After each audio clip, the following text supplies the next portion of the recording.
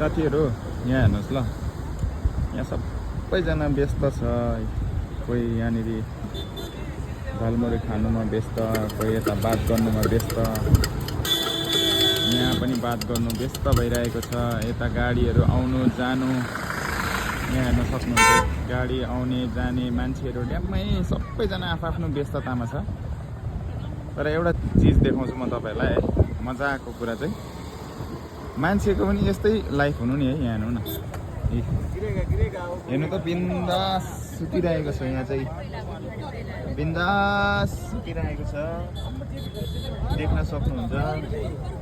सबैजना व्यस्त छ, तर उहाँ चाहिँ के भन्नु है साथीहरू, यस्तो हुनुपर्छ नि लाइफ त। ना खानुको टेन्सन, ना कमाउनुको टेन्सन, सुत्नु पनि उसलाई कुनै जग्गा चाहिँदैन, जहाँ पाए त्यहाँ सुतिदिइहाल्छ होइन।